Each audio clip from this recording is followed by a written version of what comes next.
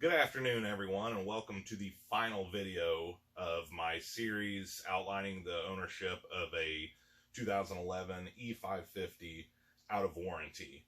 I apologize for the delay on this video. Obviously, the whole world has been experiencing some unprecedented circumstances, and it's no different here. We've had to change our lives a lot, and I hope everyone is out there doing the right thing, doing their part, and being safe. Those of you who can work, be grateful. Those of you who can't, it's very unfortunate. My heart goes out to you. Hopefully we can get back to some normalcy before too long, but I'll go ahead and start with what you guys have most likely been waiting for, and that is the cost of ownership during the time that I've owned the E550 in this video series. And we'll round these numbers, and they're going to be a little bit different for every region, but here just north of Kansas City in the Midwest, this is what these items cost me during the time that I owned the car. Battery, $200. Transmission mount, $60.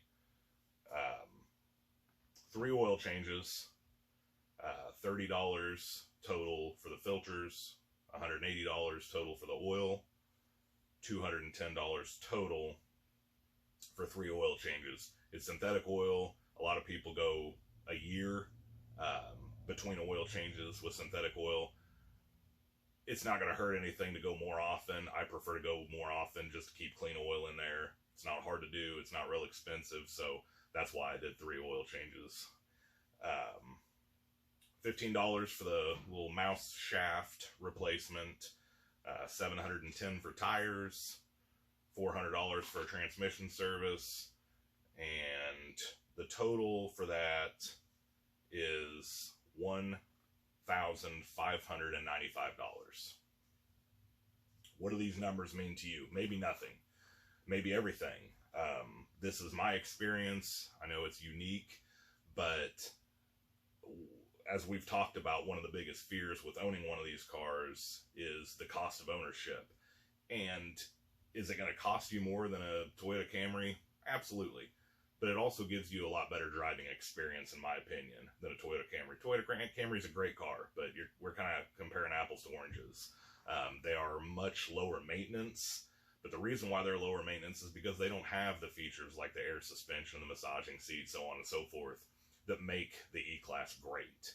So that's what it cost me. And I think we should probably also talk about depreciation, because we're still in that area where these cars are depreciating.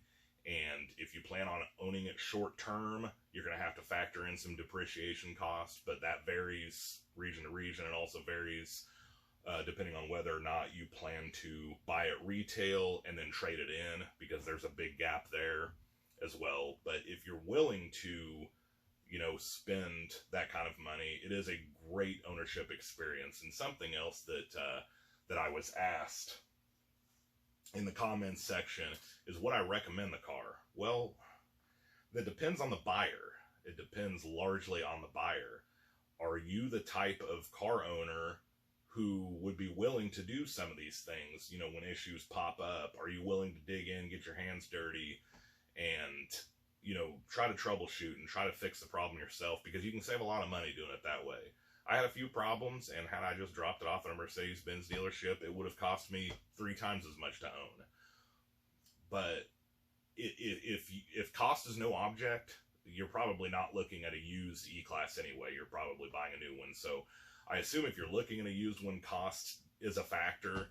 And, that being the case, you just have to kind of do the judgment yourself, whether or not you're willing to spend the money that it takes to keep these things on the road and comfortable. And because you don't want to, I see vehicles driving around with busted air suspension systems, and obviously none of us want to drive a car like that, because that's a terrible driving experience. You want to own something that's comfortable to drive and it's safe to drive.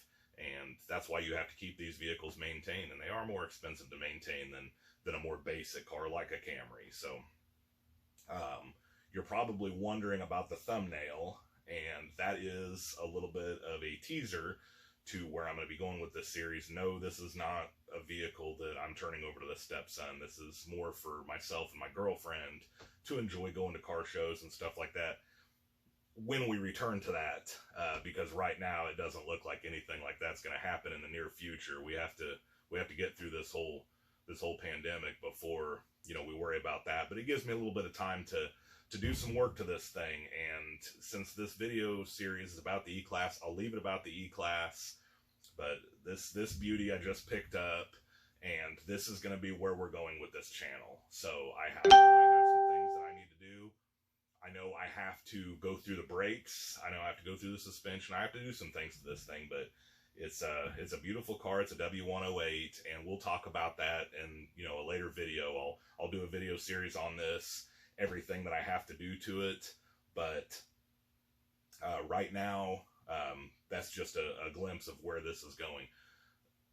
We were going to talk about fuel economy with the E-Class. Now, I do quite a bit of city driving too. It's a pretty good mix, I would say. Probably not quite 50-50, maybe 60% city, 40% highway. And the whole time that I owned the car, I averaged 20.8 miles per gallon. And it does take premium.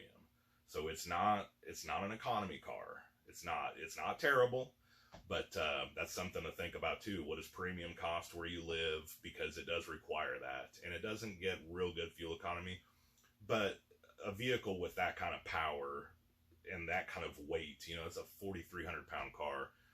It's not going to be an economical car. So something else to think about for sure. But I hope you guys enjoyed this video series. I certainly did. I enjoyed making it. It's the first time I've done anything like this. If you go back through my channel, this is not anything that I normally do, you know, kind of a car ownership review or whatever. But again, it's something that I looked for when I was, you know, in the market for a vehicle like that, and I couldn't find it. I thought, well, it'd be a lot of fun to just go ahead and make it and maybe help some people along the way. You know, it doesn't take that long. If it helps one person, you know, the whole thing was worth it.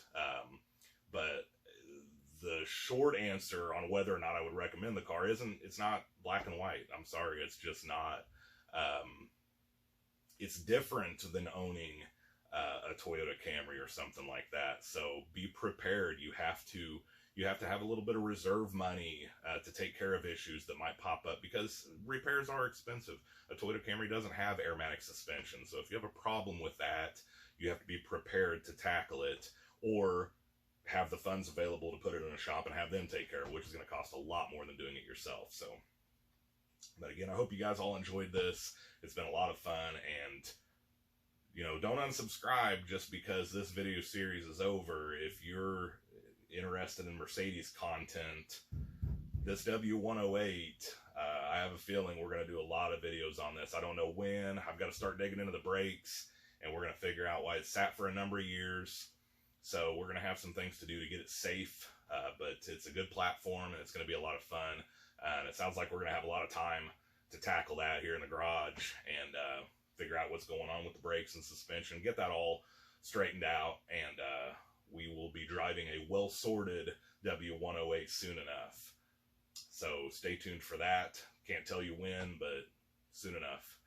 And thank you guys all for your comments. Thank you for watching. Again, I hope it helped you. I hope you enjoyed it as much as I enjoyed making it. And until next time, take care.